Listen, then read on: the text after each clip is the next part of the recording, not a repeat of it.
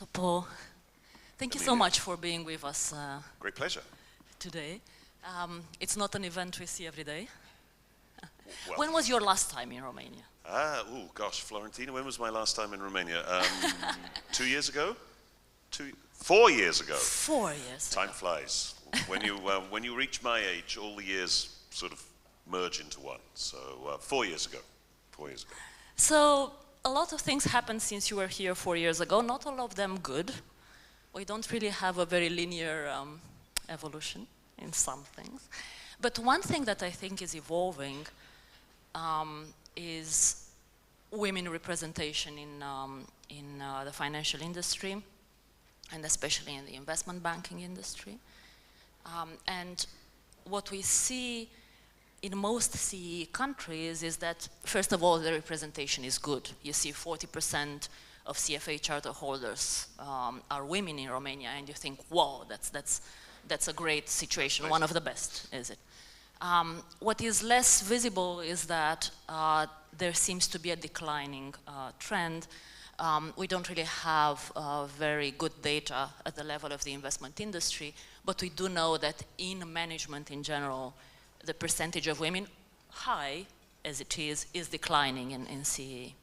So, first of all, it's an interesting phenomenon. Why CEE? Obviously there's the communist heritage, but what did it mean? Why? Why did this lead to women being better represented? What is it? And to my knowledge, there's no study of that, no formal systematic studying of this. And second, can we stop the trend or reverse the trend? Anything you'd see, any plan, any place you'd see for CFA Institute to sponsor, participate in such a study? Yeah, no, I think that's a great question, Amelia, and yes is the answer to that. We haven't done such a study, but we should do such a study, and I throw that out to, we have many society presidents and board members here today. Anyone who wants to work on that, I'd be delighted to fund it, because I think it's a great idea. And I guess a couple of thoughts. You know, I'm not familiar with the you know, why that decline should be happening here in Romania. I guess I would ask a question. Okay, there's 40% of our members here in Romania are women, but I thought I heard earlier on that there's something of a glass ceiling as far as it's all very well to have 40% participation, but do we have 40% participation at CEO level and C-suite level? And I guess my thought there is a country I'm much more familiar with, which is mainland China, for instance, where 51% of our members are women. And you look at that and ostensibly you think, well, that's wonderful, that's great, you know, how marvelous. But actually, if you dig a little deeper, there's a very thick glass ceiling. And women are attracted into the profession in China because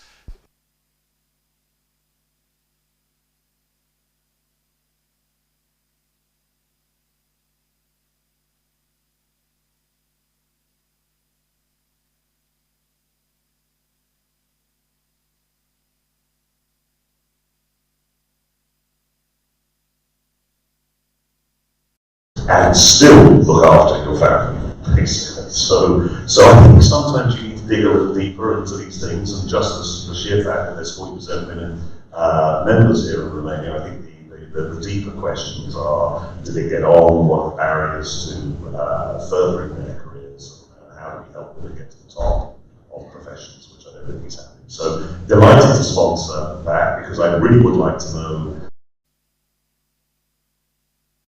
And then secondly, why is this decline setting in? And I guess that may be a good thing, the decline, in the sense, I don't know, it's another thought, but maybe a decline is due to increasing wealth, and people have more choice as to what they want to do. I don't know, but you know, when I look at America, only 17% of our child holders in America are women. And part of the reason why that's the case is that America is a very wealthy country, and women can choose what they want to do with their lives, and a portion of the minimum wage is to be stay-at-home moms, or to work part-time and do something.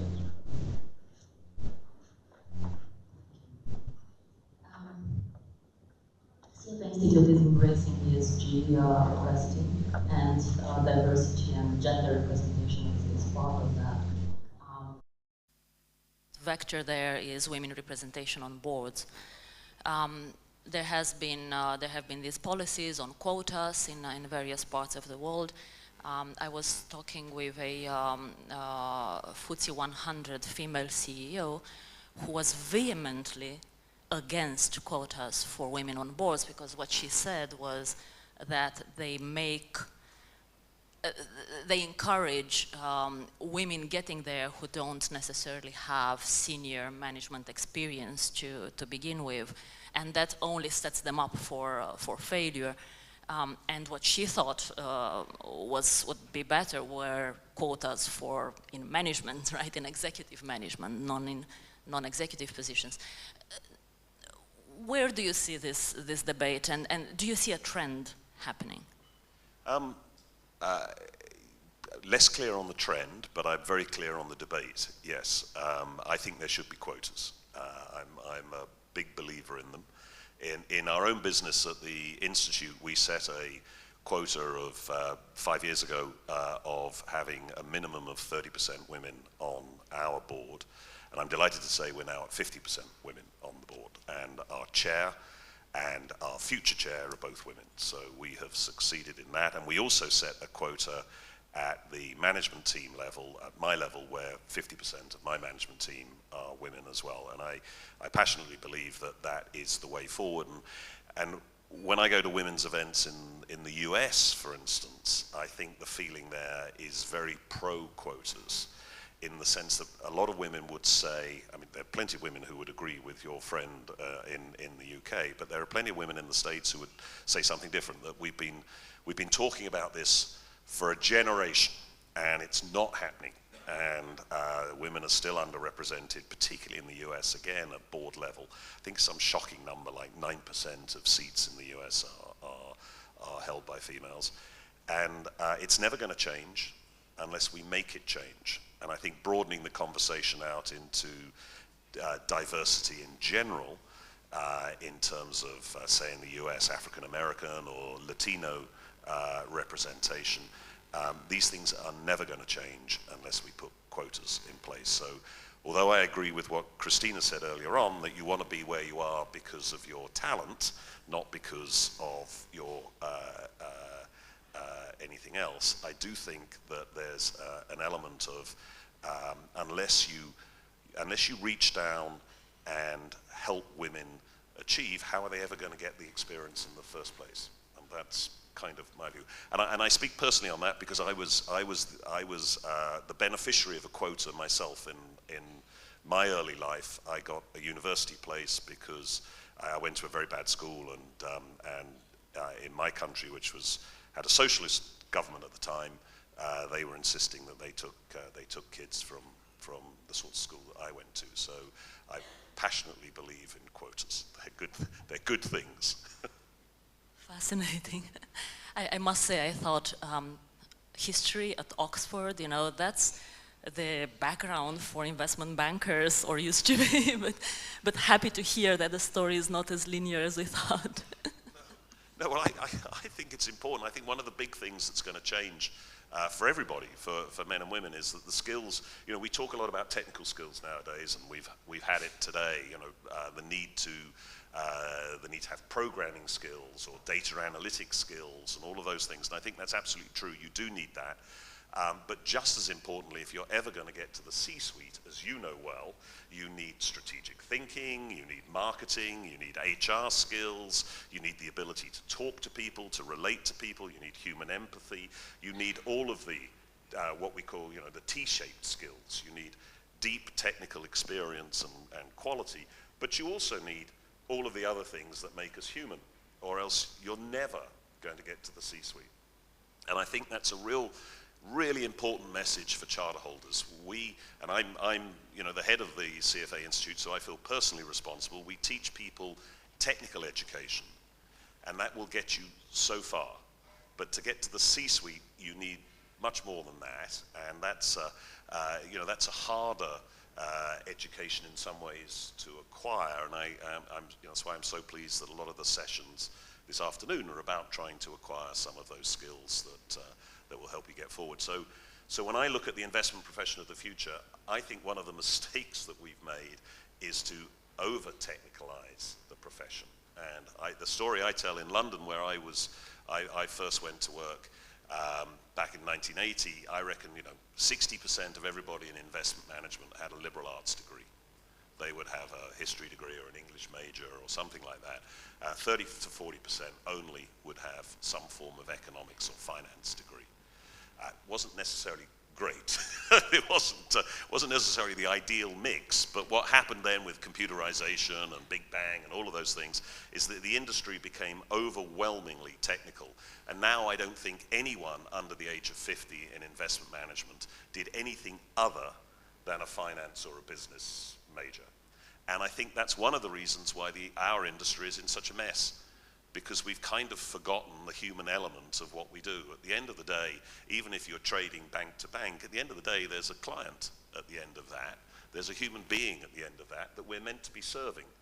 And I think the over-technicalization of our industry has meant that we've forgotten that what we do has a purpose, which I know has been the theme this morning. And that purpose is serving people, is trying to make people's lives better. And I guess, a little bit more liberal arts in our profession might help us connect a little bit more with the people that we're trying to serve. So go back and study history.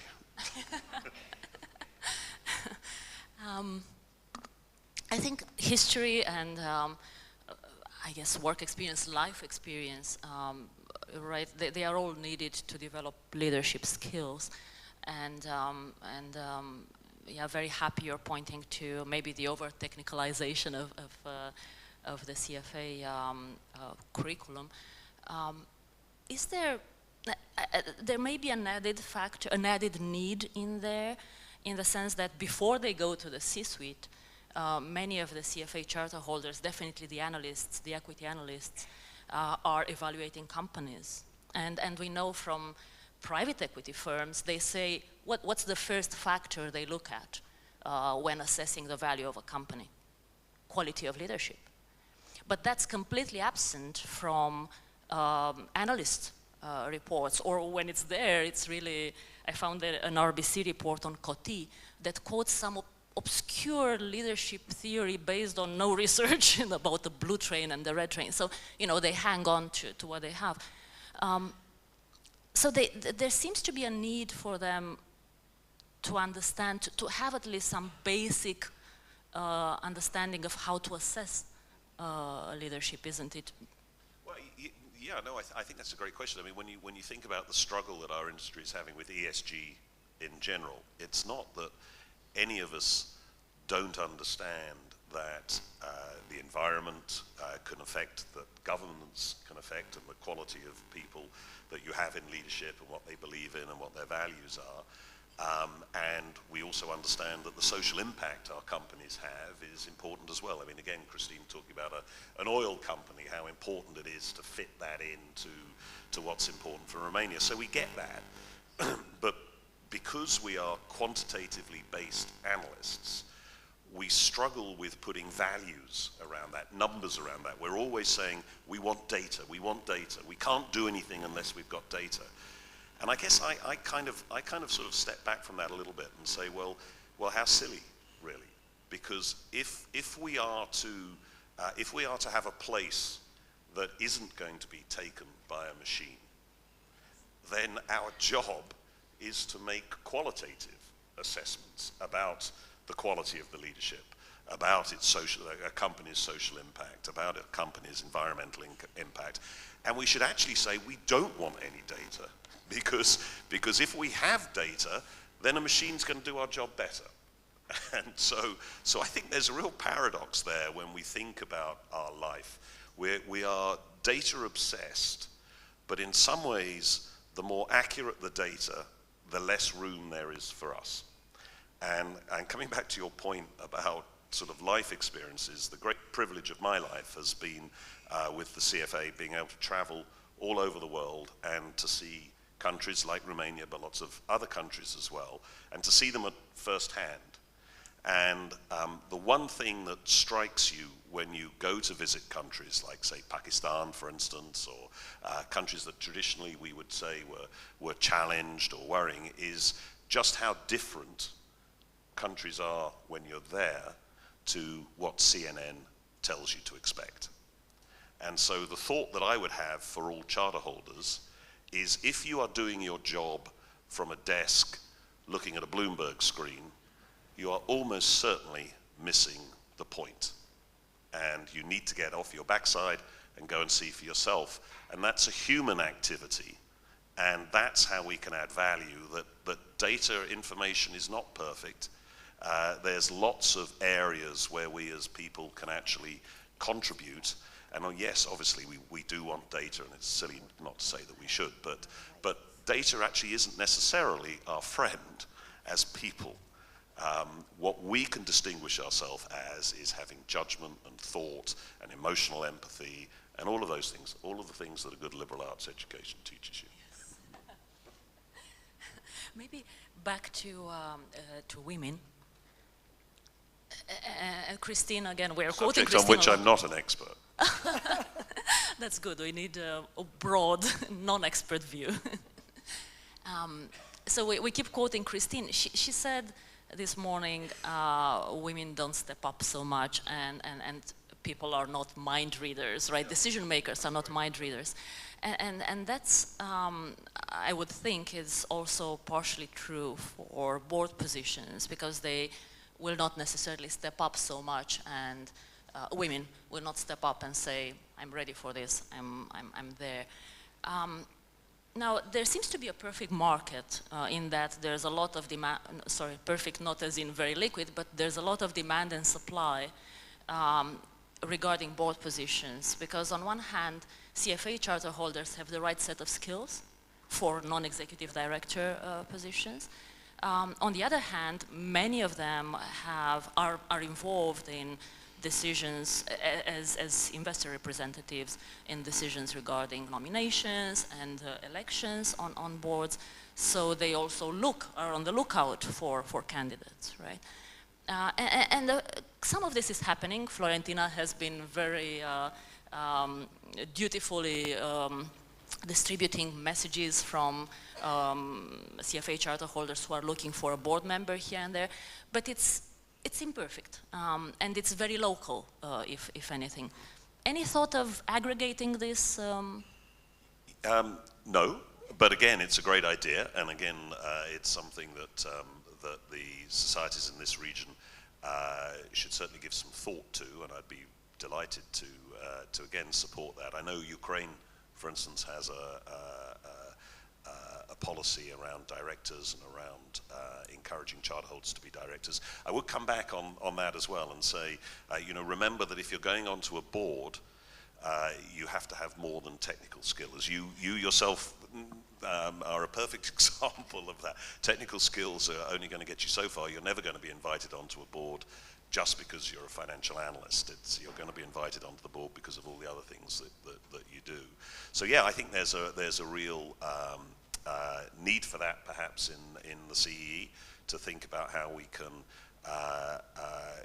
combine the activities across borders. I mean, one of the things that I've had this little run through the region. I was in Croatia and then Serbia and now here.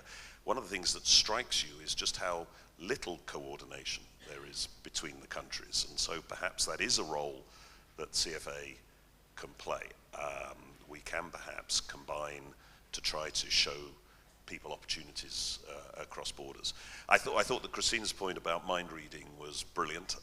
I think it's absolutely true, and I think one of the problems is that women do spend a lot of their time trying to read other people's minds.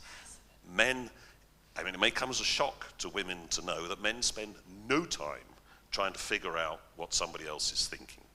We are the world's worst listeners. We are only interested in what's going on in our head, not in what's going on in somebody else's head. So when a man talks to a man, he knows that. And so if you want something from another man, you have to tell them what you want, because you know that that man is not thinking about you. And so for us, it's natural.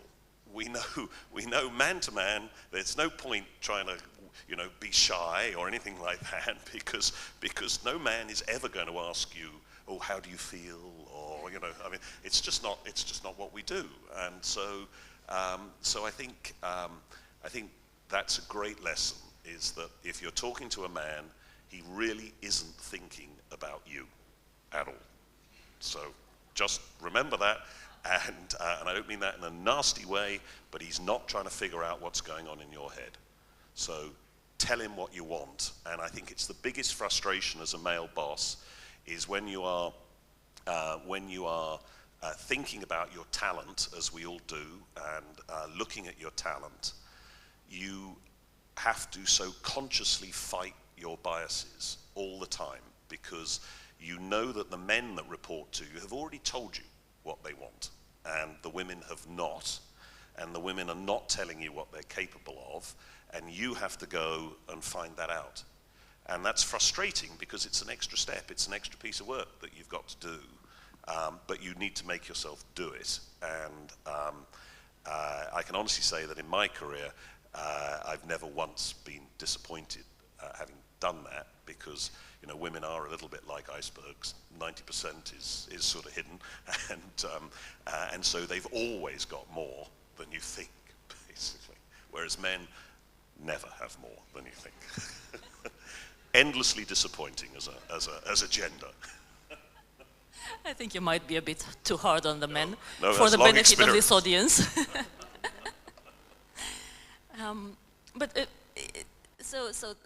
That was a bit of insight in men's leadership, very useful. Can you share with us some insights you may have gained about women's leadership from your experience? That's a great question. Well, like most people, I don't have that much experience, but I do have some, I guess, as a man in front of a room full of women, these are always very difficult subjects, because you feel you're treading on very thin ice and are about to fall through at any moment and make a complete fool of yourself. There's 90% depth below. So. Absolutely. So I'll do my best, but again, it comes back a little bit to that thing about men not really thinking.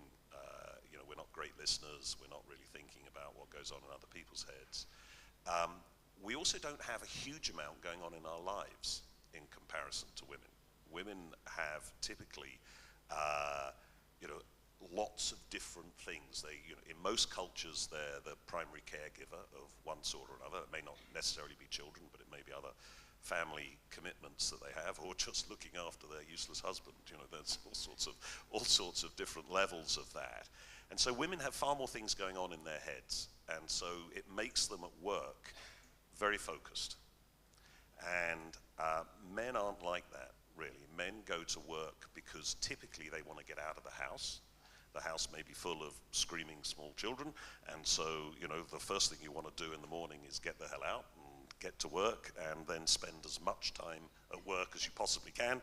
Hope that the children are in bed by the time you get home. So that's the way that men operate, and so it means that we waste more time at work. So the biggest thing that I've found working for women, which I really like, is that I waste a lot less time. Is that when I report, they want me to be precise, they want me to be quick. If it's a half-hour call, they'll try and get it over in 15 minutes, whereas if it's a half-hour call with a man, he'll try and make it last 45. And so that's, I think, my biggest takeaway is I think women are much more keen to get to the point, much less keen to sort of chat around the subject, very much more focused in terms of the tasks that they're setting for themselves and setting for you. So that's kind of it. I haven't come across any of the, stereotypical sort of behaviors. I've never, not once. So. That's fascinating. There may be a downside to that, though, because they are less willing to invest time in networking in going to a beer after work because they have something else to run to, and so on and so forth. Yeah, no, I think that's a great point. And again, all the studies, I think, show that men build better networks, build stronger networks than women do because of that factor. And we also have, I think the sports thing as well always comes up on research, that men use sport as a sort of a shorthand, a code for building relationships with people. And so that's tremendously important, and that's a very exclusive activity as well. We actually typically don't like women who, you know, spend their time reading the sports pages and try and insert themselves into that conversation. We think of it very much as a sort of a male activity, and it's a sort of a male bonding activity, really. So it's a peculiar one. Sports a sort of a male shorthand for trying to get to know one another. Because again, we don't ask each other our feelings, so you know, we talk about last night's game, basically. It's very tempting for me to say something about my research in serious leisure and leadership, but I'm not going to do that. But definitely very important, and I think women do have an opportunity to use sports actually differently from what you're saying to their advantage. Maybe back to, we talked about women, but one problem that we also talked about earlier on, maybe with a more general view, that we specifically have in Romania is financial literacy, financial education. And I'm not sure it was mentioned, but we are, if not last, next to last in Europe in that respect. It's a big subject, and clearly not something that any one of us, and not even CFA Institute, would be able to solve by themselves. But are there some maybe small things, good best practices that you've seen other societies do, engage in, that help? I think there's so much to say around financial literacy. I mean, personally, my favorite stat around financial literacy is that in the world in general, in, I can't remember what it is, 10 or 15 years' time, well over half of the world's wealth will actually be controlled by women. So that's, I think, a really important comment to make, that women live longer than men, and you know, obviously there's more female participation in the workforce than there's been before.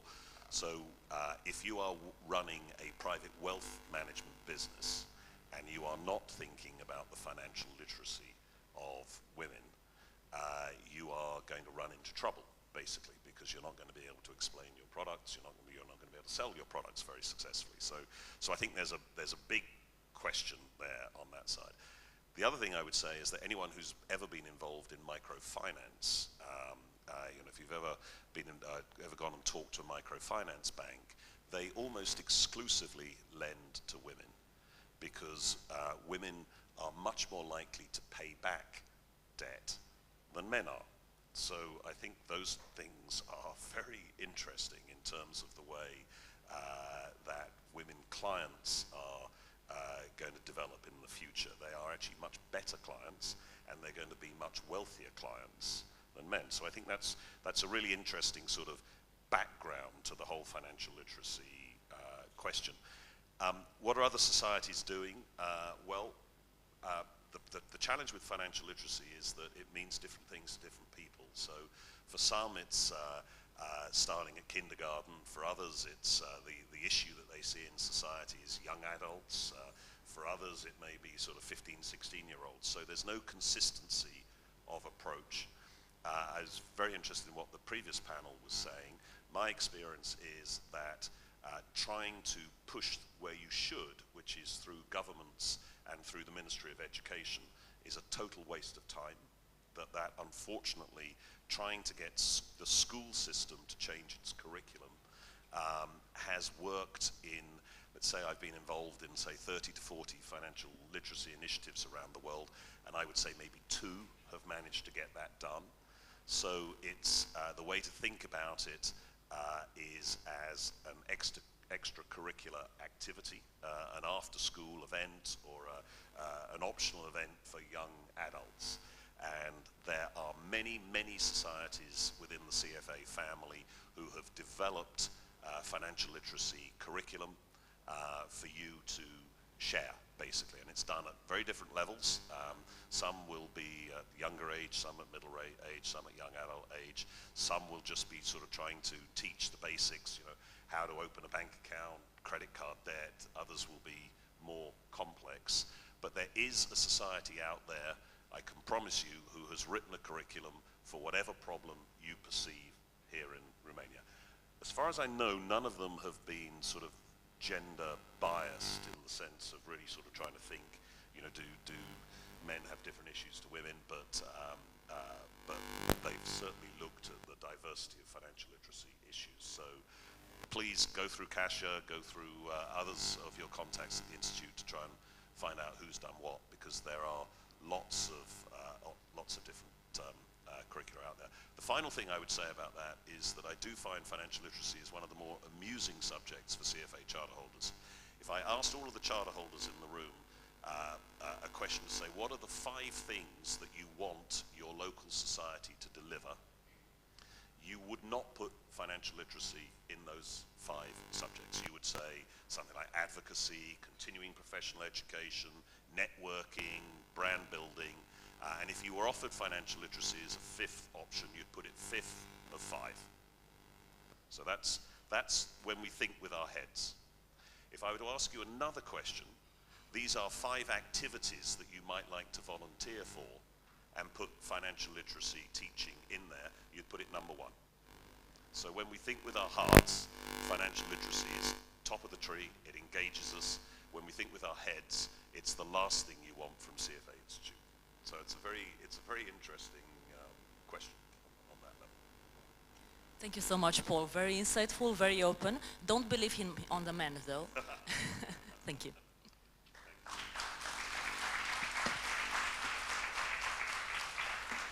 Thank you, Emilia. Thank you, Paul. But anyway, we are doing financial education here in Romania, as you already heard, Generation I. Before we start the interactive session, the second interactive session, I would like to keep an idea what Paul says about our region, CEE region. We have here with us almost 30 ladies from CEE region, from 15 countries. And I would like to underline that our societies are very creative, because this is coming from our DNA and from our history. Coming back to the second interactive session, I would like to recall Sanda Nicola and her guests. Sanda.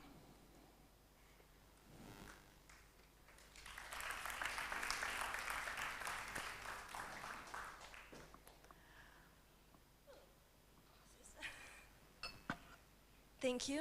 Should I call the guests already? Tatiana Proskuriakova. Is that right? Come on, please have a seat. Irina Angelenescu, Dana Dima, Milena Olsepska, and Remy Vrignou.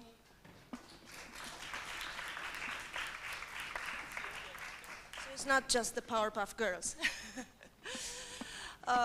Before we start, let me tell you about my personal experience, because we will be talking about women as leaders, efficiency, and inspiration. I got my first job in television when I was 17. So I've been in this business for almost 25 years already.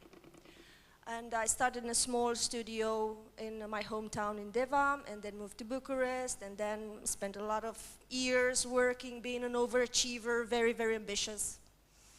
At some point, I finally got pregnant. And while carrying my baby girl throughout a very difficult pregnancy, I was 100% sure that I would slow it down.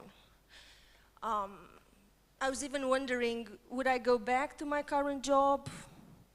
Maybe yes, maybe not. Maybe I will, but no more night shifts and no more traveling and no more international correspondence, and I will settle in my studio very comfortable, air conditioning, probably at a daytime program in the afternoon, you know, not to wake up very early and not to go to bed very late. But then I gave birth, and I realized that maternity unleashed a sort of creativity and energy that I had no idea that is possible. And even if I was a full-time mom, no nannies, no grannies, no aunties around, I found the energy to write a book. And once I launched the book, I've been invited all over the country to health conferences, and I was traveling all over the country with my baby girl, integrating her in this new lifestyle. And then I went back to work, guess what? On the night shift. And not only on the night shift in the studio, but then I started to travel and prepare a special event and doing a lot of work in Rome and in Florence and all over the country.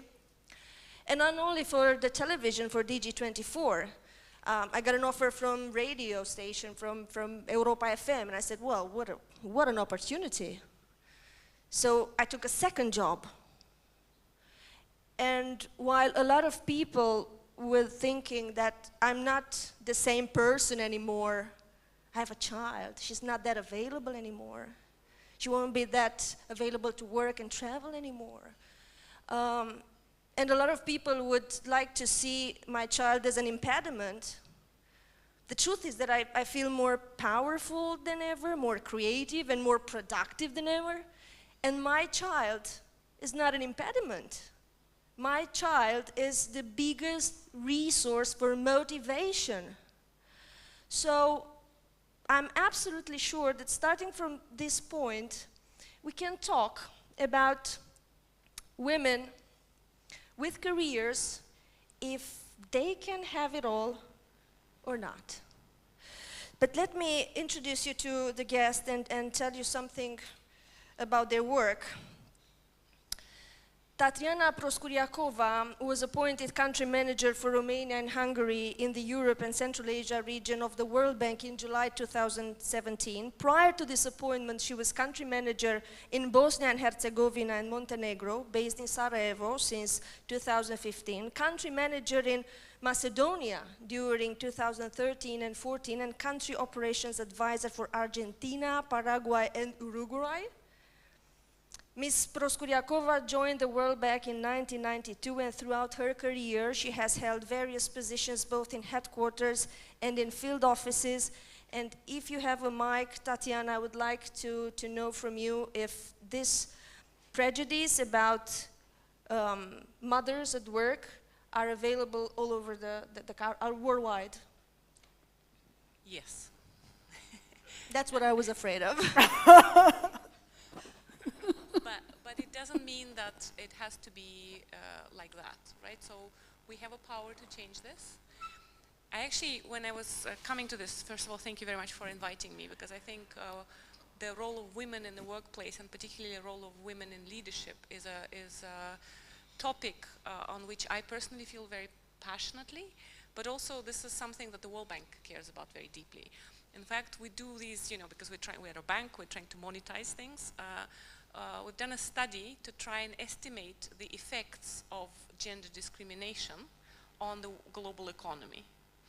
And the world loses, of course, you know how we calculate this as a separate thing, but according to our numbers, the world loses $160 trillion a year because of gender inequality, because women do not have the same position in societies globally as men. And in fact, there is no country where we have achieved full equality. Of course, Europe is doing much better than the rest of the world.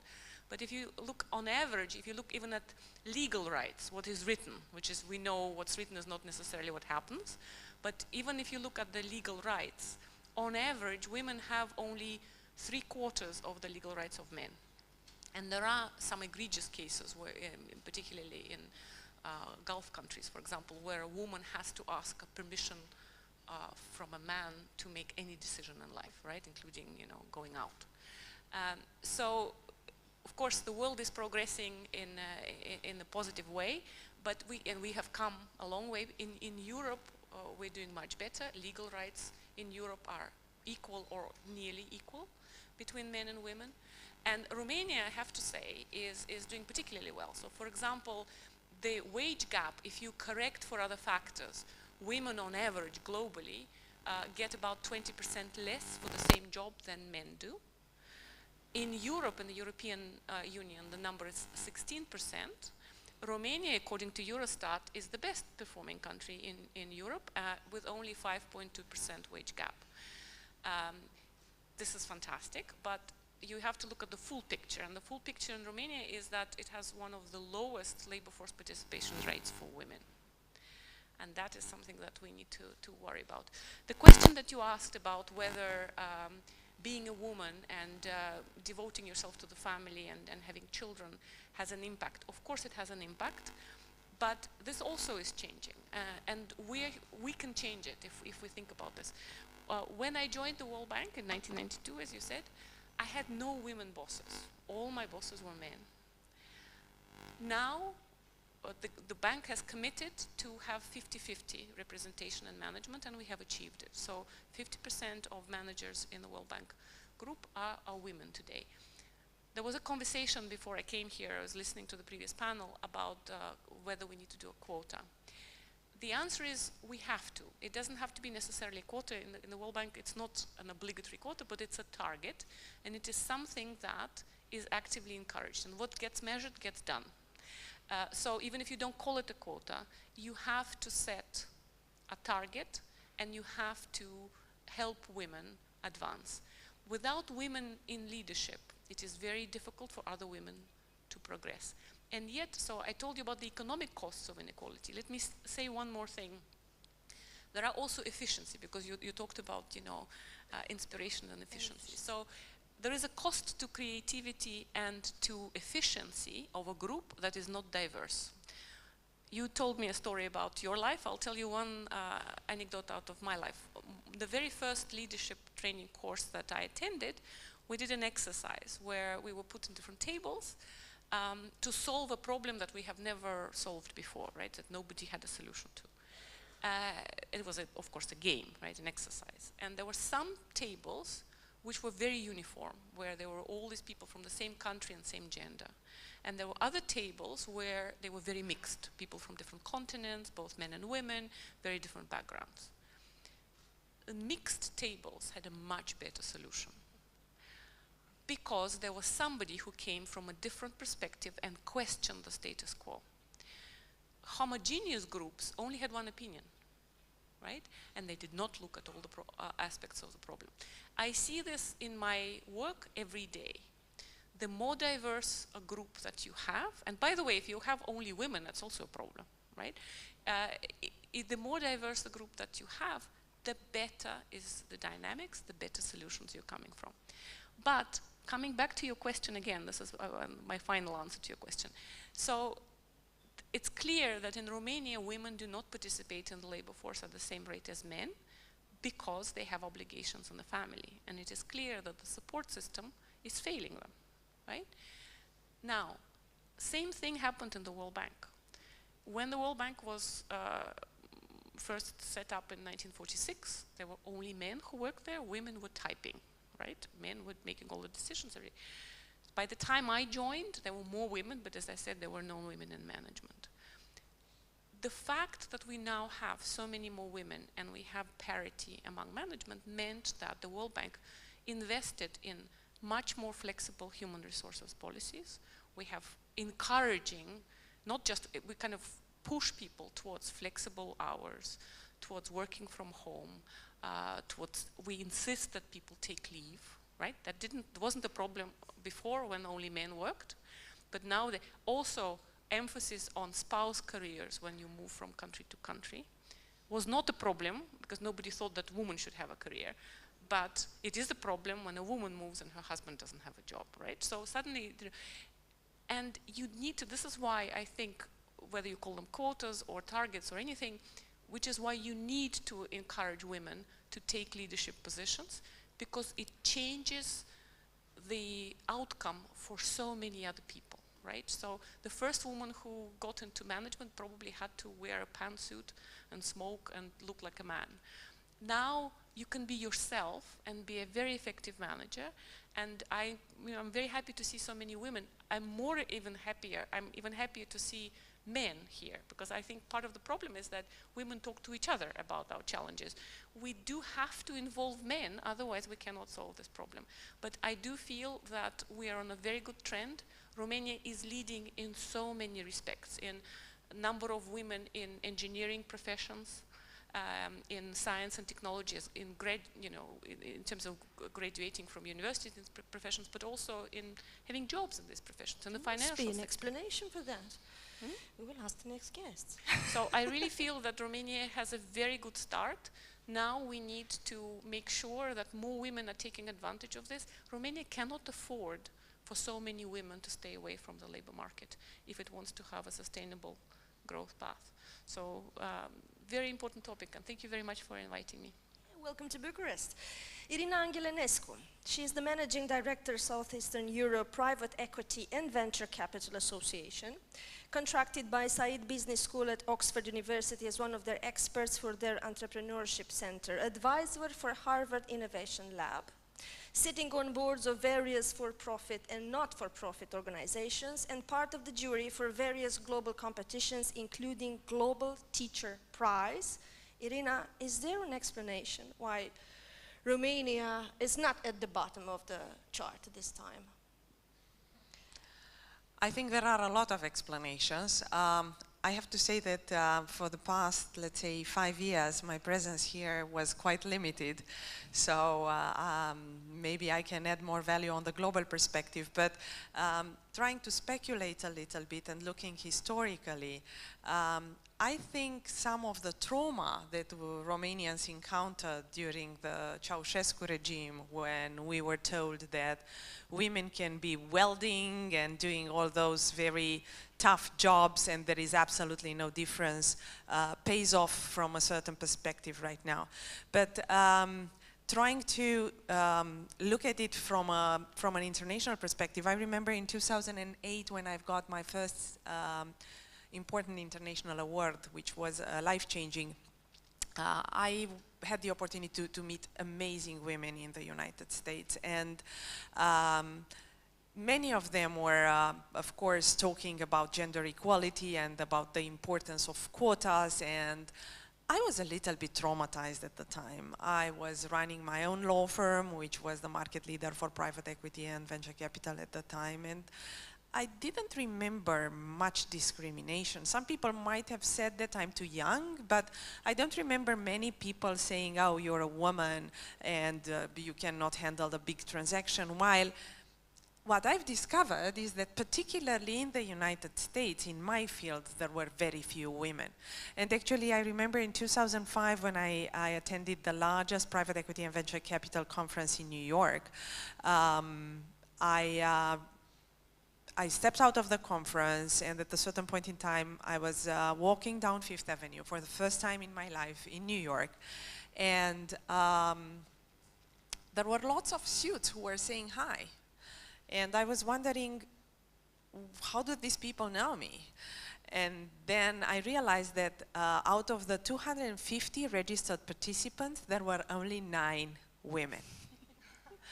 In Romania at the time, the largest private equity fund had a woman at the helm. All the private equity firms had women in leading positions. So I kind of took for granted that in terms of representation in business, this is how the world should look like, but actually it was not. And I remember also my first Women in Power conference that I've attended at Harvard Business School, and the conversation there at the level of CEOs of top companies was very different from what we would have here. They were talking about the fact that people are telling them that they are bitchy. And you know, the same behavior, if it comes from a man, is very much appreciated, but if it comes from a woman, comes with a label which is sometimes unbearable. They were also talking about the fact that if they send sometimes a driver to pick up their kid from school, they are unfit mothers. help in the United States for raising kids is not something very common, irrespective of how affluent you are. So many of my friends who are highly accomplished C-level professionals don't have nannies. In Romania, this is something which again is taken for granted. Sometimes even we over-delegate when it comes to the education of the kids. So I think we're actually talking about two Romanias. I'm sorry. We're talking about the top level Romania, where I think in the business field, up to a certain level at least, we don't feel much discrimination. And we are talking about deep poverty Romania, where things are unfortunately quite desperate. I think this is very relevant. But I think going back to the, let's say, global perspective, because what concerns me to a certain extent is convergence trend in the negative sense. So when I was at the beginning of my career, I think the women had a better chance than they do have now. I see the age brackets here are not making me feel very young when I look at the audience. So when I was at the age of most of you, I think the chances for a woman to get to the top were higher. I think Romania is not necessarily moving in the right direction. And we have to look at what's going on around the globe with that. And I think women need to prepare to, first of all, know what they want, to keep their eye on the prize. I think we were having conversations about board representation, and I think this is one of the fields in which there are still steps to be taken in Romania. In terms of management, and especially middle management, Romanian women are highly represented. But in terms of board positions, there is still work to be done. But I think we are coming from a much better position than many other parts of the world in the other fields of management, and I think this is something important that should not be lost. Thank you. Now let's welcome Dana Dima. She is member of the Management Board, Retail and Private Banking, Executive Vice President for BCR Erste Group, the first bank in Romania. Chairman of BCR Pensii, Supervisory Board member of BCR Payment Services, Board of Directors and member of the Credit Bureau of Romania Board of Directors. She has strong experience for retail and development, innovation, products and segments, cards, network and digital, and she worked in the first two banks on the Romanian market. She believes in the power of innovation in banking as the main driver for evolution. Dana, you represent an accomplished and acknowledged leader, as everybody in the panel. Can you talk us through your experience? Who supported you? What empowered you? First of all, I'd like to thank you that I am here together with this very nice woman, but also man. So, I'd like to tell you that the experience is something which is relative. And exactly, I have the same feeling about leadership, because we discuss about leader men and women, but in fact, in my opinion, it's not about men and women. It's about skills, and it's about what we feel, what we act, and what we think. And even if we are women or men, I think we have the same chance. And I want to say something for Irina. So I'm very positive, and I think that I saw it a lot of women everywhere, not only on the top level. For example, in our bank, we have 76% women. And 55% of them they coordinate or they manage something. This is a very good success of the story of the woman. And now coming back on my experience, I started 22 years ago, and I didn't know something about banking. So I graduated university, Computers University, and I started in banking by chance. Of course, I had an exam together with men's. But I learn a lot, and I work a lot, and I work like 20 hours per day, starting from zero. But I want to tell you that I had and I have a chance. I am a Romanian in the period when everything is possible. And my message for everybody is that everything is possible. It's only about how we think. And of course, I can say that I like to work with men, and generally speaking, the men are, for me, a very good example how we can be better. Because when we discuss about leadership and about men, we said, okay, they are strong, they are very competitive, they like to play games, they are self-interest, of course, so we can be better like a woman, no? Women are emotional, are more collaborative, are very well in the on the communication skills, but what about women who score higher than men, yeah? And what about men who score higher than women? So it's only about how we think. And in my opinion, this barrier needs to be focused not on about men and women, but about how we can build a very good life for everybody. And coming back of who supported me and who tried to sustain me in my life, I want to tell you that I learned a lot from my parents. Of course, the life is not so happy every time because my parents died, but I want to tell you that in fact they generated for me a very, very positive energy. And they told me every time that everything is possible, and every problem, and for all problem you can have minimum 3 solutions, and you need to find the best solution.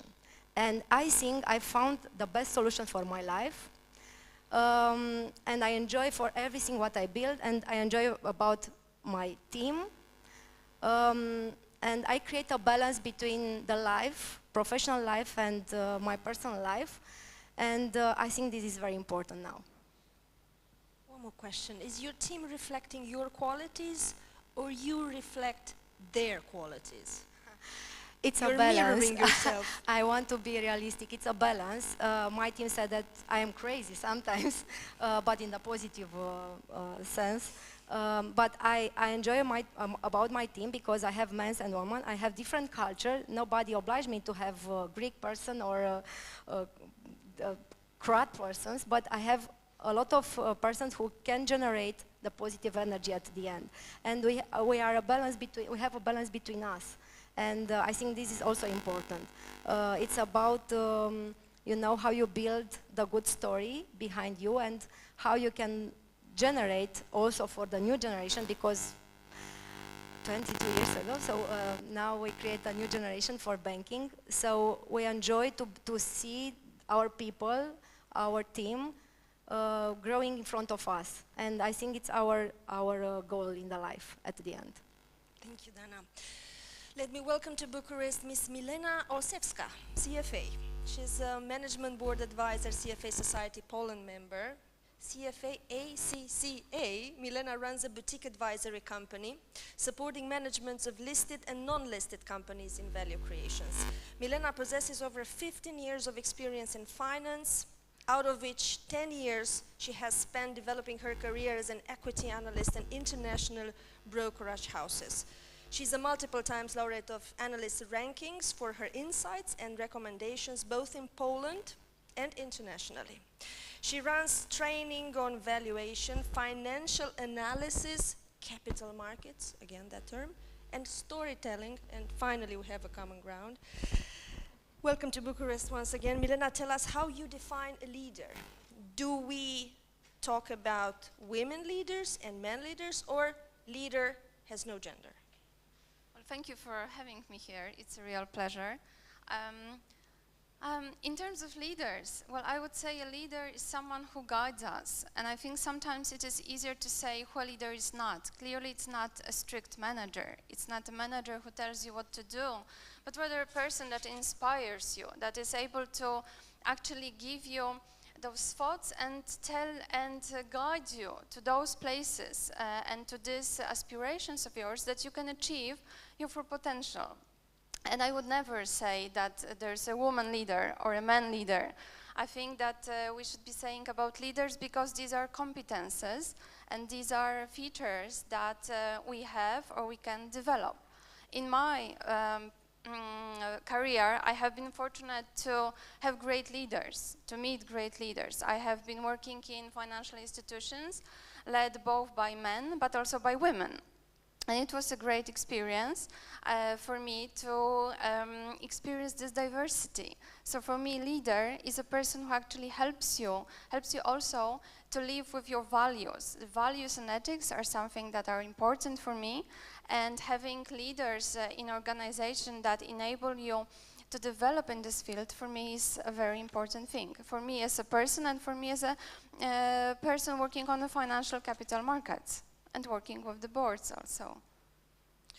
Well, thank you, Milan. And probably one of the most patient men in the world is Remy Vrignon, the CEO from Allianz Austria, Chairman of Supervisory Board of Allianz Investment Bank, AG Chairman of Supervisory Board of Allianz Pension Fund. And I would really like to know if you believe in the necessity of estrogen in the decision-making process. First of all, thank you for inviting me.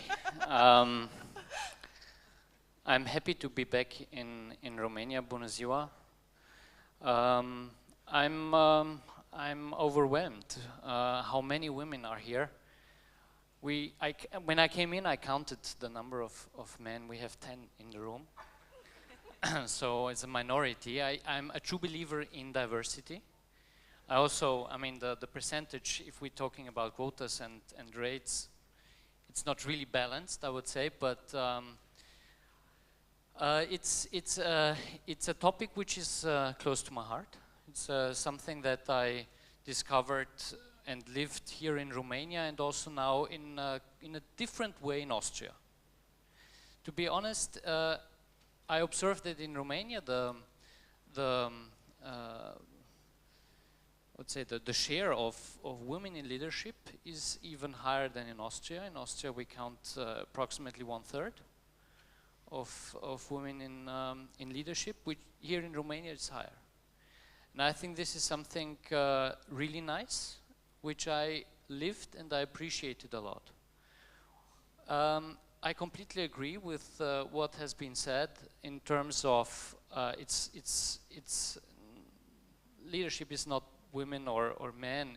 It's about qualities. It's about certain behavioral elements. And I think the beauty in management is to have the right mix between women and men in order to get to better decisions. I mean, I'm a practitioner. I'm not from university theory and things like this. And I truly believe that our duty as managers is to create long-term and sustainable value. And this value is a company value, but within the company we don't have robots, we have men and women. And this is nice in times of artificial intelligence, I would say. The main part for me is how to help women and to encourage women in order to overcome certain dilemmas I think they have, especially when they have so many responsibilities. And I have all the respect for all mothers and women as managers, and combining everything. I think this is a really and a true challenge day by day, and I think the duty of a company is really to help those women in order to cope with all these interests, maybe also conflict of interests. And we have very practical examples how we do that. We have mentorships for women.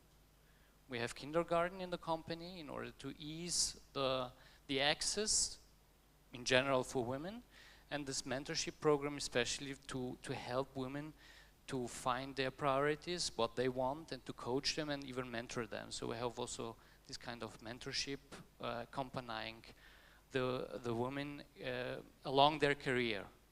And to be honest, many women say that I want a man as a mentor. So it's nothing really 0 or 1. It's nothing binary. It's something that is the right mix. Is the right thing because of the qualities we gather together. And I think every time the best person should get the position, independently of men and women. I'm not a supporter that much of quotas and things like this, to be open and frank.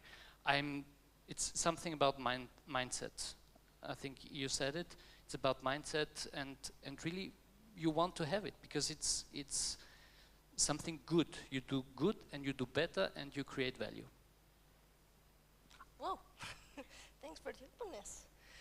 Yes, because talking about the quotas, if there is no gender for leaders, so it shouldn't be any difference between a women leader or a man leader. What's so special about women? What do women bring to the table? Why do we need quotas to help more women advance? Can you answer that, Tatiana? Yes, I can. Is it working? Yes. Okay. So I don't know whether you saw it in the media. We recently had our Chief Executive Officer of the World Bank, Kristalina Georgieva, which is the top-ranking woman in the bank, came to Romania and she was speaking at the Gender Forum. And she said that when she entered her professional life many years ago, she was also very strongly opposed to quotas. She thought you should get there on your merit, and this is what really matters. And I was there, I was listening to her thinking, I thought the same thing when I was 20. I don't believe this anymore, because when you look at, I think we will get to a point where you will no longer need quotas or targets or anything like that. When we achieve parity, then we can let it go. But it's very difficult in a situation where you have a starting inequality to pretend that you can get there on merit. Why? Because if you look at how selection process works in any organization, even in the World Bank, everywhere else, we are all people, right? So we look for patterns. This is how our brain works. We look for things that are familiar. If I see a person who I understand because they're like me, then I like that person more than the person whom I do not understand. Now, I've been in this game for a long time. I worked with many different countries and many different cultures, so I'm not a typical example. But in general, we look for familiarity and pattern. Some things, even expectations, right? So when you talked about, first of all, I also disagree that when you said is gender important for leadership? Gender is important for leadership. Why? Because you need to be authentic to yourself, right? To be a good leader, you need to be who you are. And I am a woman. So I am a woman leader and it's important to me. And you're a man leader and it's important to you. It makes you a better leader. Excuse me, how does that reflect on your decisions? So that's what I'm saying. No, but what I'm saying, this is part of who I am. Not all women are the same, right? So I'm not saying that all women are the same or all men are the same. There are men extroverts, women introverts, people. But if the organization, I'm also looking at the World Bank, for example, right? Qualities that men do excel at, for example, analytical thinking, again, without saying that women can't do analytical thinking, but on average, there are more analytically thinking men, strategic visionaries.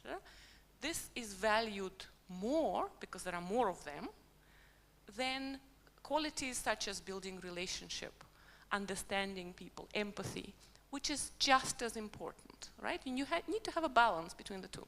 But this is undervalued. You never put in your job advert, has to be empathetic, right? This is not, but has to be a macroeconomist. That's a good yes, point. they put this, right?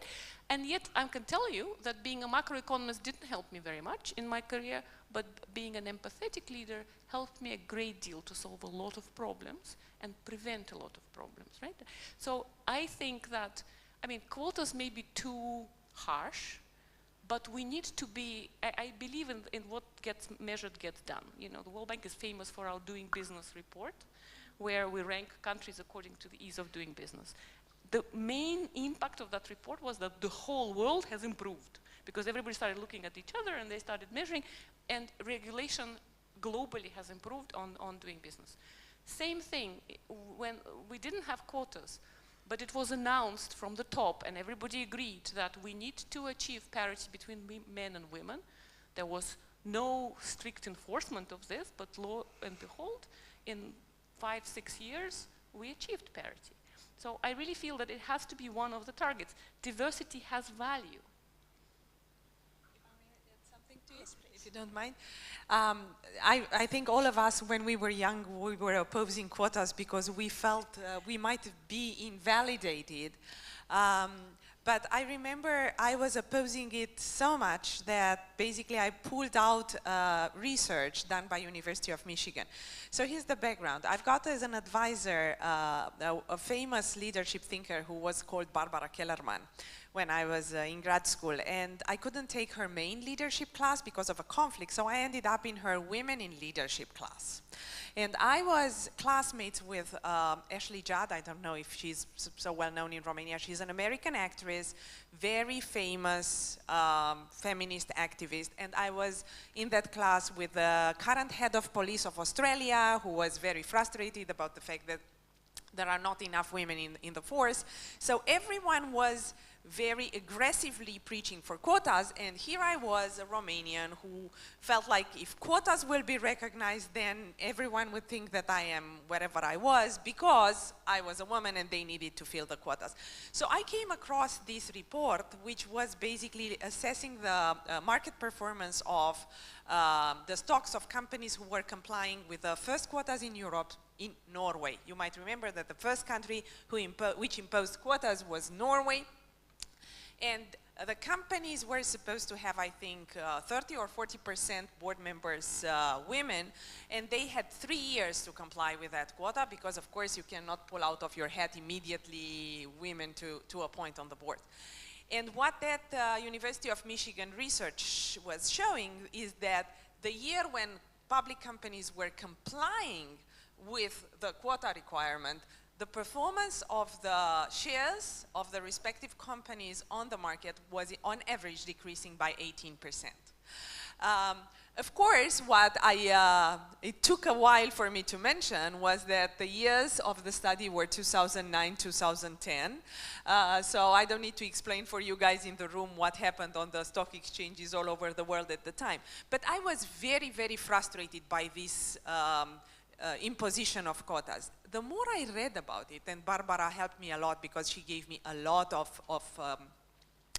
research to look at, I realized that actually in most of the parts of the world, and even in those which are looking up to as developed world, the situation of women in management, leadership, boards, and so on is really dramatic.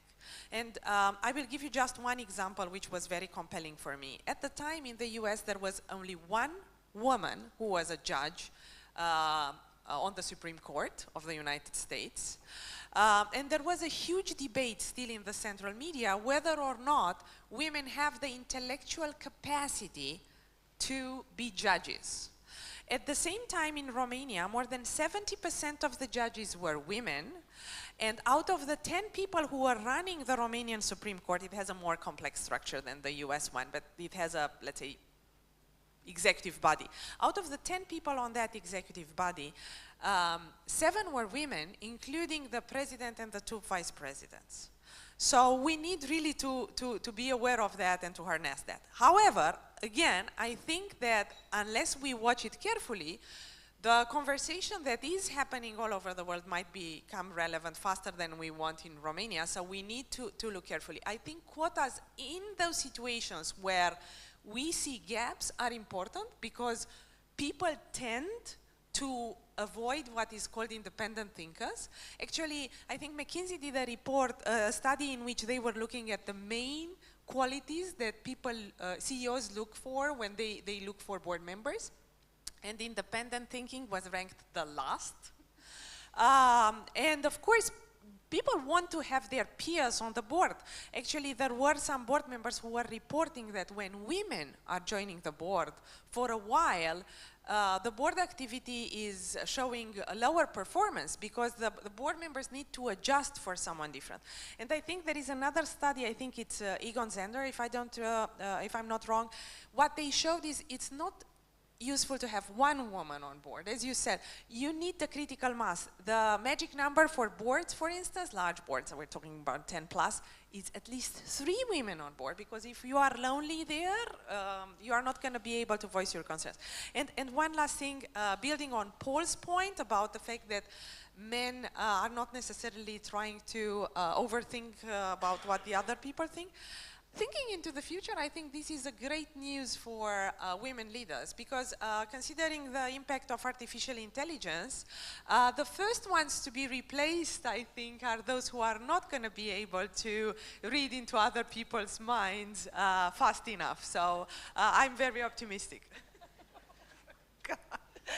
Well, the good news is that we don't face that much discrimination against the Romanian women. But should we talk about quotas before we finish the conversation about the supporting system for a working mother? What do you think, Dana? So, first of all, I'd like to tell you that we have like 10% mothers in the company, 10% in the motherhood period. So, and every year we have 10% plus minus. So, on maternity leave. Yeah.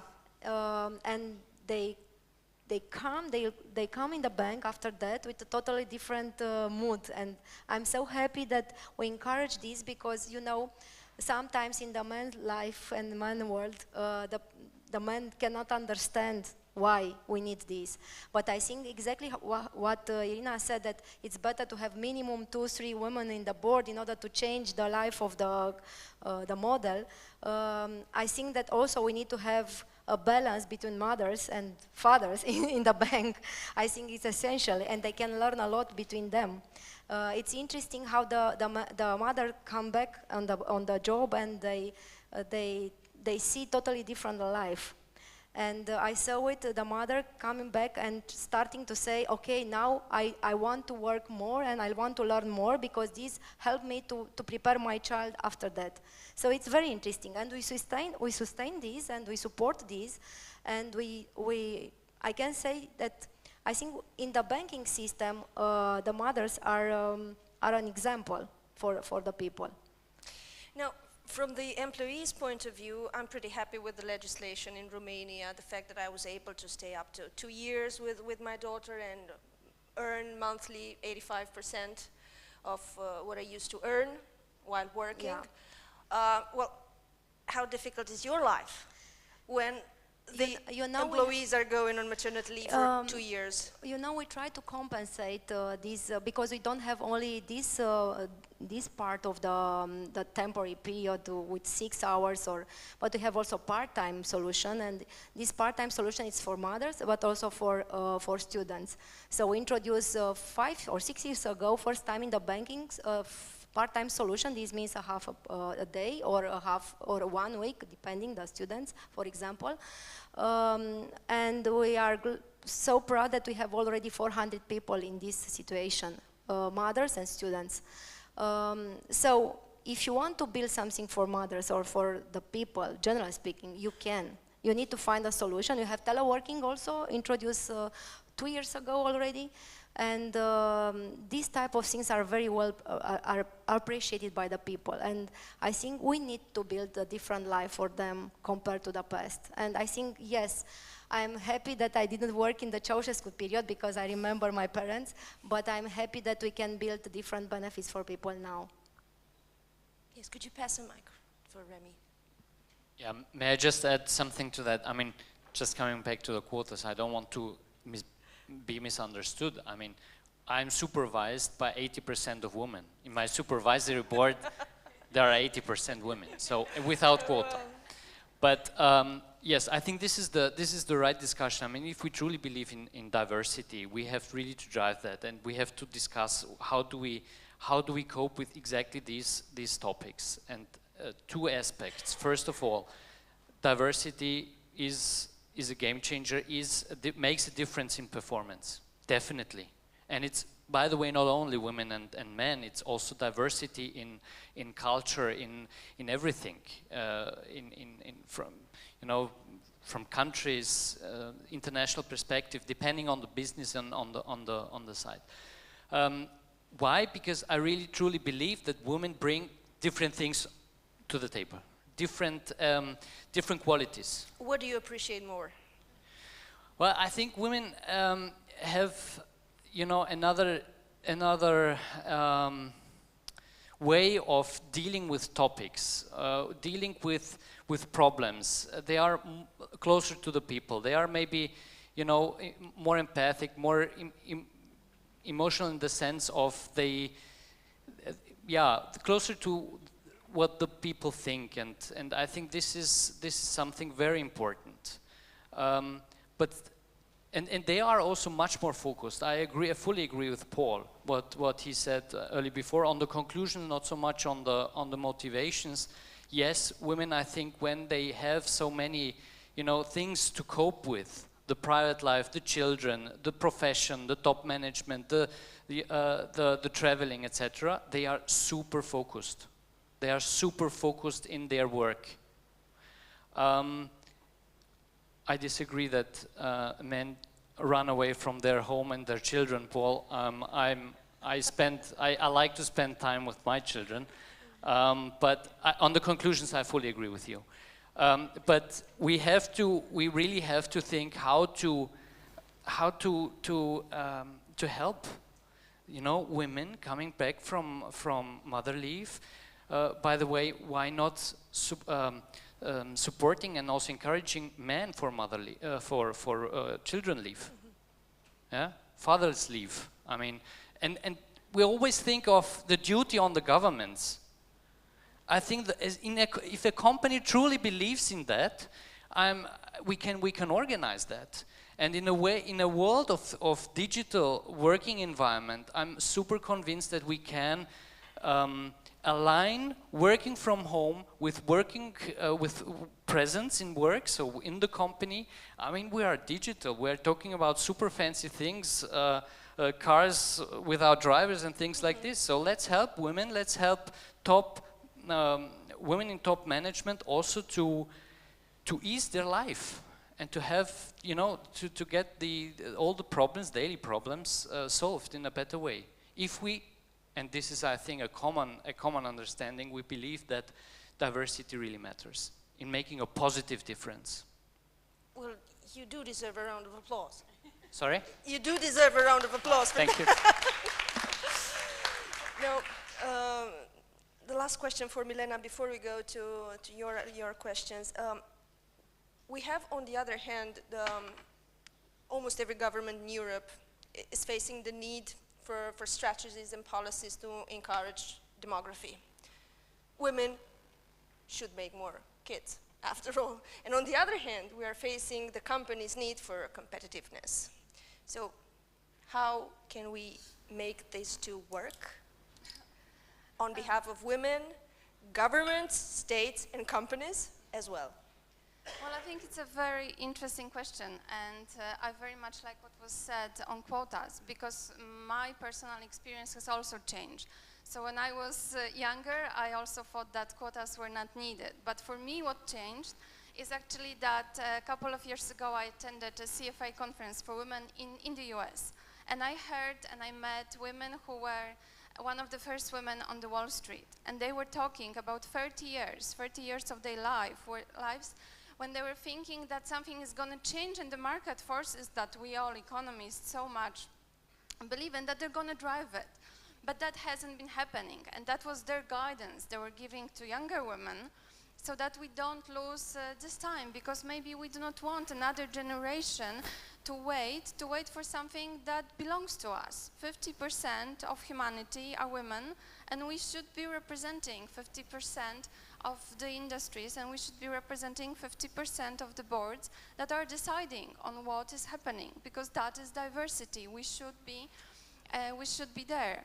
So, but as I understand that for some people quotas, and for some governments quotas may be a political subject, may be difficult, but what gets measured gets done, I agree.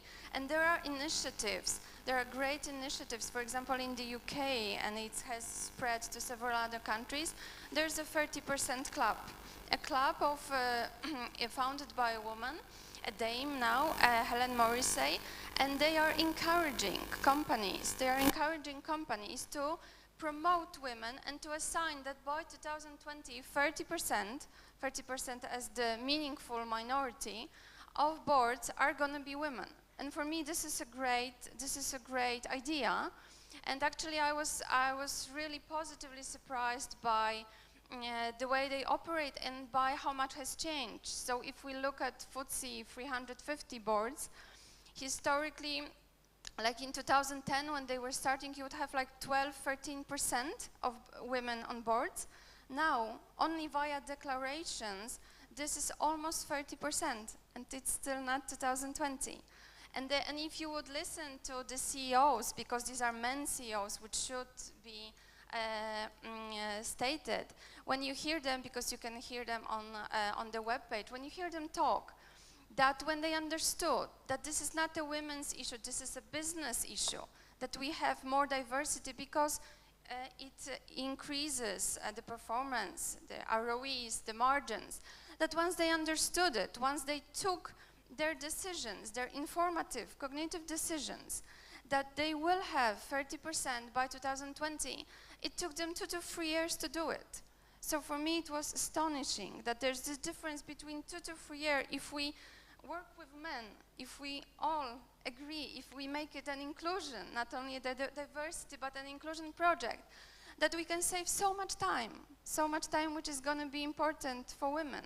And for me this is also the answer to your question, because it not necessarily has to be a government promoting something, but there has to be an agreement that companies that they work better when they reflect the societies, and our societies, our companies, they are increasingly more diverse. We have multinationals that operate in almost every country of the world. We have international companies also in Romania, like in Poland where I'm from, but not necessarily the board still reflects it. But if there is some external pressure, if there is something that we can all agree on that it's better, and also we, as I would say, from financial markets, because these are the funds, portfolio managers who I know are here, that appoint boards, that appoint supervisory boards, and supervisory boards appoint management board members in 2-tier boards, that they appoint executive and non-executive members, and that could change if we have this pressure from outside. If we all agree that diverse companies work better, then we as portfolio managers, we should be voting for those companies, we should be investing in those companies because they should do better. Thank you. Any questions?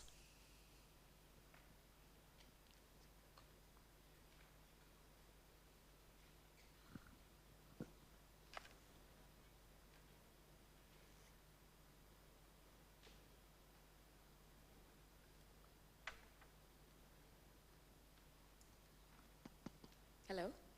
Good afternoon. Thank you so much for a very interesting discussion. My name is Divya and I work for the CFA Institute in our London office. And we are exploring ways in which CFA Institute can become a part of the diversity and inclusion space through various initiatives. So I have a question for Tatiana and for Remy. Tatiana, you spoke about more flexible HR practices through encouraging and emphasizing on spouse careers. And Remy, you mentioned that in Allianz, you have mentorship for women, and you also encourage them by providing them benefits, that will probably release some of the stress of personal responsibility through a kindergarten, for example, that you mentioned. So I have two questions. Firstly, what are your thoughts around, shifting the onus on sharing this responsibility, mostly personal childcare responsibility, to men? So are there any thoughts or any practices that both your institutions might have in place that actually encourages women, not by giving them facilities, but by moving the onus of this responsibility on men? And the second question is focused on women returners. So Remy, you did make a mention about that, but so the Diversity Project UK has a work stream focused especially on women returners who've taken a break for about 2 to maybe 5 or 10 odd years from their career, but they have more than 10, 15 years of past experience in the investment management industry. So what are your thoughts about how firms can encourage women returners to come back once they've taken a break? Thank you. So my question is about men, right? So I don't think that institutions can mandate something like that. That's a family matter. Institutions can create expectations and opportunities, right? So what was happening in the World Bank is this flexible work hours arrangement, which is very strongly encouraged. And in fact, many years ago, I had a vice president when I worked in Latin America. Our vice president was a woman, and she religiously took every other Friday off, and you could not find her. She would not reply to emails. And at one point we had a crisis in Argentina or something, and I said, Pamela, really, do you have to take this Friday? She looked at me and she said, can you imagine if I start showing up on the Fridays when I'm supposed to be off? I will start showing up in the office. This will send the chill through the system, because all the women will think, okay, I better show up because this is what the boss does. If you really need me, you have my home number. And of course, nobody ever called her on a home number, right? So then it's not a real crisis, that's what she said. So I think the organization has to encourage this, has to create opportunities, but in the end, it is a family decision.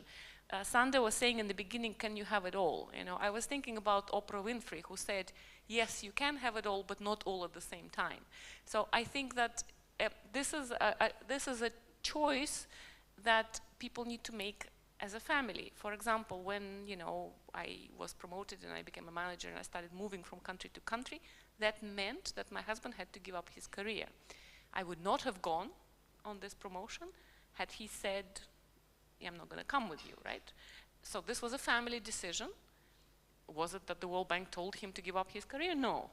And it's not appropriate. But it is something that is now expected. I know a lot of families where a woman takes a management position and her husband has to, you know, become more flexible.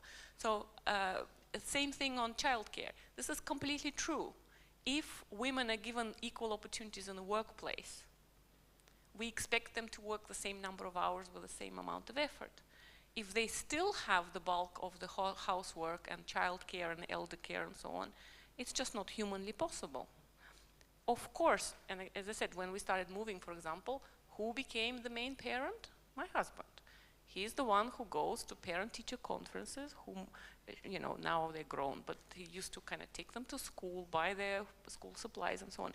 Otherwise, I would not be able to stay 12 hours in the office as I sometimes had to.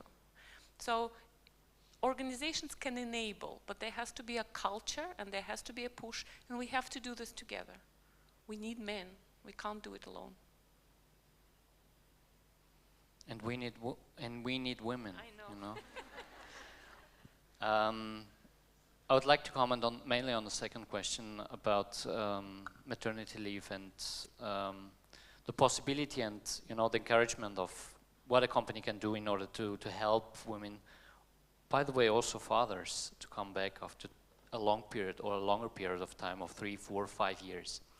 Now, indeed, what we see are two things. First of all, women that came back, that have a career aspiration, but are unsure how to cope with all the interests. You know, you have your children at home, you have all the obligations with the school, with the, you know, everything, and then also comes up a certain personal investment into a personal career. How to cope with that? So our mentorship, which is a local program which we developed, takes women together, and we try to help them to bring them to decisions, to know about themselves, what they want, what priorities do they want to have during their career path. What we experience, what we see is that many women have certain, you know, bad consciousness independently of what they're doing. When they are at home, they have a bad consciousness because they're missing in the office. When they are in office, vice versa, they have a bad consciousness because their child is somewhere at home or in kindergarten, wherever. So in order to give them, also to encourage them to have, independently of how they decide and what they decide, to give them really the self-confidence. It's okay what you do, and we help you. We don't leave you alone, we help you. You don't have to necessarily stay 12 hours at home. By the way, 12 hours in the office. I have many colleagues, female colleagues, that they have to leave at 3 o'clock in order to take their children from kindergarten. Believe it or not, I mean, at 6 o'clock they are online. They are online again. I had a colleague that stayed until 7 o'clock in the evening. At 8:30, she was online again. I mean, it's nothing that we ask for, but they have and they feel and live their responsibility. But I think it's very crucial in order to help them, in order to give them the trust, the credibility, and also the confidence that it's okay what they are doing. And this is the program about. And we start, in fact, to get into touch with women that are, for a longer period of time, away from the office, at least 1 year before they come back. So somebody who said, okay, I'm 3 years now at home with my children, after 2 years we get into touch with the person, because of course we can't leave a position empty or free for 2 years. We have to find a solution, a temporary solution, and we have to find something suitable for the person, for the women coming back, for the men. It's nothing. We have also fathers now staying at home more and more, which is really nice. But we have to help them afterwards to find a suitable position, and this takes time. So we get into touch with the persons approximately 1 year before they intend to come back. And so we give them orientation and help. They have a mentor, man or women, and we get into touch with enough time before their entry date in order to help them. Hi, I have a mic now. So I'm coming from Croatia. I don't really have a question, but maybe our panelists could comment on my 2 points I'm going to make. First one is that we in Croatia have a really good system of maternity leave. We have up to 1 year of paid or half-paid maternity leave, and there are not many women that don't come back after that leave. So it's expected of them to stay for a year and to come back to the workforce. So I believe this is a really good solution, because nobody is saying, okay, I will leave and I don't know if I can count on you if you go back or not. I think that we also have a pretty good childcare system organized by cities and the state. And I think this is also the reason why, according to some research from 2013, that employed women in Croatia have 4 times more children than unemployed women. So this is a really, I would say this is a really good point, because it doesn't mean that if you want to promote fertility and growth of population, that you have to remove women from working population. It's exactly the opposite. So enable the women to make money, to leave their children in good, organized childcare, not to worry about them, and to feel free to work. So this is one point. And the other one is, I think we really have to help fathers fight with the stigma. For example, in my country, it's almost embarrassment to go on a father's leave. I've heard of situations that fathers go for 3 or 6 months and then they come back and they get fired. That doesn't happen usually with females, but with males, because they were told, we do not expect of you as a male to go on a leave. Now, when you did it, you betrayed your company. So I think this is also really important, to enable the fathers to take leave without any guilt, and in that way also help the mothers to come back on work earlier, or just to enjoy with their family. So I don't know if you have any comments on this. Well, thank you. It's a quite good connection with the previous session, because the conclusion is, once you get financial stability, financial independence, you can afford to have kids, and you can provide wealth for your family. Any thoughts on that? Please.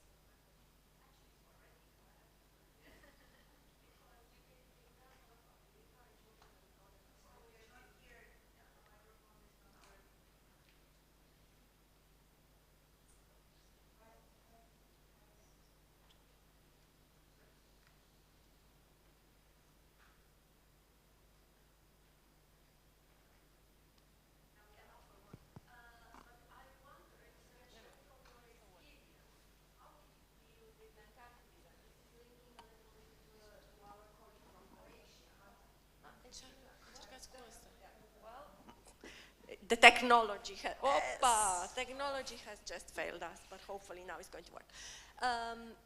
Linking it also to our colleague from Croatia, there is a, maybe not in Austria, I don't know, but there are a lot of countries where mentality, probably also in the US, from what I hear, is still lagging behind modern days, where people still believe in traditional roles like home-staying moms and men that work, no fathers taking children leave or whatever, and women not pursuing careers. So did you encounter the issue of dealing with the mentality of people within your company? And how did you deal with it? How did you deal with the resistance of men? I've heard opinions in certain Western countries, which I may refrain from naming, that working moms are bad moms. You know what I mean. So do you have any advice for anybody in this room or from or for other companies or for other countries? How can they change the mentality so that you don't have the stigma and you have the acceptance within the company and within the country that we are all equal? Yeah, so my experience is, to be honest, I haven't faced so far a mentality barrier. If so, I would clearly take consequences, because something like this is for me not acceptable. We have to have equality, and we need diversity. Yes, I mean, I agree what is measured gets rather done, and it's good. You know, for me it's something, in what values do you believe, in what culture do you believe as a leader? I mean, I'm not looking for peers in my board. I'm looking for the challenging discussion, or in fact creating and provoking the missing discussion, because this is exactly what is very often missing if you don't have diversity in your board. And diversity again is man, woman, but also international part. By the way, we face here also challenges when moving from one country to the other. This is a challenge for a family. It's a huge challenge for the family. What I can give as an advice, I think, my first advice would have need more men in this room in order to have this discussion, and also the awareness of what we need. Second, I would say authenticity is always something which is the best leadership and the basis of the leadership, and combining really the values you need for best performance, and this is diversity. And the women just believe in yourself, dare to stand up and to say what you want and where to go, where you want to go, and take a mentor who is accompanying you. We have to make family and business something which is absolutely compatible both for women and for men. It's nothing for mothers and fathers. We need this family. You know, having a family is something very important also for leadership in a company. I mean, it's a small family as well, and creating this, coming and taking things from a mindset of family, from the private life into the business, this makes a difference. This is something which is cohesive. We make a strong cohesion and a strong leadership and a strong team by having also this mindset from private life into business life. So family is something great, something we need also in business with the mindset behind. And we need the leaders and the managers that believe in that. I don't believe that, you know, there are, because a mother is working, she's a bad mother. This is just not true. But I think very often women or mothers have their fight with themselves, because they need to be everywhere. And this is a challenge, this is a huge challenge, and we have to help them in order to promote women into leadership and into top positions, because we need diversity. So my bet and I would say just be yourself, believe in yourself. This is the basis, and get help in order to get this culture. It's a cultural thing done into the companies. Thank you very much. Thanks, everybody. Thanks once again, CFA Society, for making me part of this event. I came here expecting to meet wonderful people, competitive people, business people. Well, I got what I expected, and there's a bonus. You know, I met people that put other people first instead of numbers and profit, and thank you for that. And good luck.